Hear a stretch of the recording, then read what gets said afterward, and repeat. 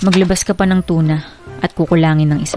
Ayun na nga, what if yung paborito nyong tuna pie, gawin nating masarap na ulam, tara. Kung meron kayong isang malaking lata ng tuna dyan, buksan nyo na yan. Pero dahil wala ako, dalawang maliit na. Sinala ko lang, syempre, para mapaghiwala yung liquid dun sa laman. Tinakta ko lang maigi para simot na simot kasi sayang naman. Kumuha lang ako ng sibuyas, tapos dating gawin, tinadtad ko ng maliliit. Puti man o pula, pwede na yan.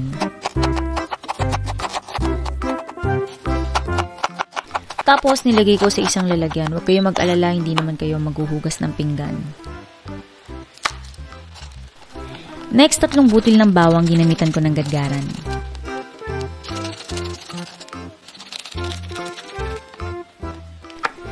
Next ay ang carrots, binalatan, tapos ginamitan ko din ng gadgaran. Ayan, trabahong tamad pero mas mabilis na paraan.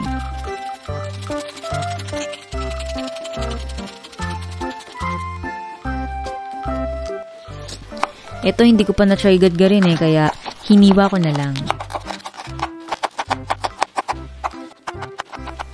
Basta ganoon, hiwain lang natin ng maliliit yung ating mga sangkap. Ayan, naglagay din ako ng cheese, tapos ginadgad ko din yan. At dahil trip ko ang Hawaiian, ayan, maglagay tayo ng pinya. Pero kung ayaw nyo, pwede rin naman. Don't worry, wala tayong sapilitan. Next ay isang malaking lata ng mushroom. Hindi ko nahihiwain, masarap kasi yun talaga, makakain mo siya ng buo-buo. Ayan na nga, magluluto na tayo gamit ang aking pan from Masflex. Naglagay lamang ako ng konting mantika, tapos konting butter. Kung wala kayong butter, pwede namang oil lang o kaya naman margarine. Sinimulan ko na nga ang pagigisa, actually kanina pa. Sibuyas, bawang, carrot, at yung bell pepper. Naglagay na rin ako nitong mushroom from UFC. Paramdam ka naman. Ayan, slice na rin naman. At yung pineapple tidbits. Ito na nga yung ginay nating 2 lata ng tuna kanina. Yuhulog na natin yan. Tapos, naglagay lamang ako ng pampalasa, asin, paminta, at konting asukal para mas mabalanse pa yung lasa. Pwede kayong maglagay ng mga paborito nyong herbs and spices, dried oregano, basil, at kung ano pa. At naglagay din ako ng mga 1 tablespoon ng oyster sauce. Kung gusto nyo ng maanghang, maglagay kayo ng sili or ng inyong mga chili flakes. At oras na para maglagay tayo ng all-purpose cream. 125 ml or 1/2 cup all-purpose cream, gayon din yung dami ng mayonnaise. Tapos, ilagay na rin natin yung cheese. Maglalagay ako ng flour na dissolve sa water para mas mag-thickened yung consistency ng ating mixture.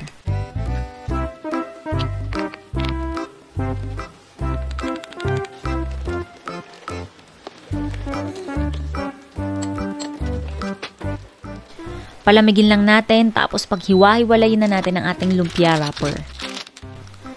At para sa ating mga viewers, comment down below ano pong ulam natin dyan. Merienda, tanghalian, hapunan, almusal.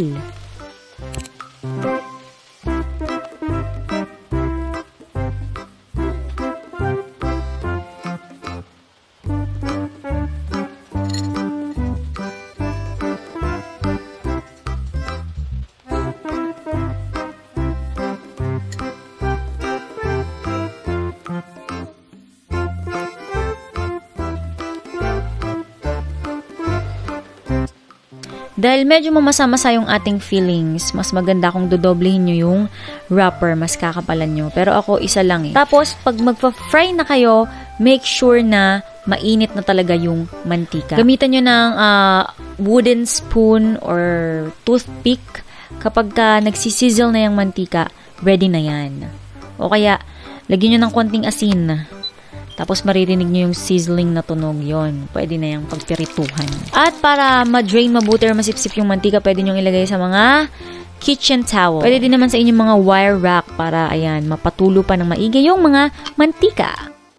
At ayan na nga guys, kitang-kita nyo naman sobrang creamy at napakasarap talaga nitong ating creamy tuna pie in lumpia wrapper. Ganun talaga haba ng pangalan. Bahala kayo kung anong gusto nyong tawag dyan. Basta, kainin na natin yan.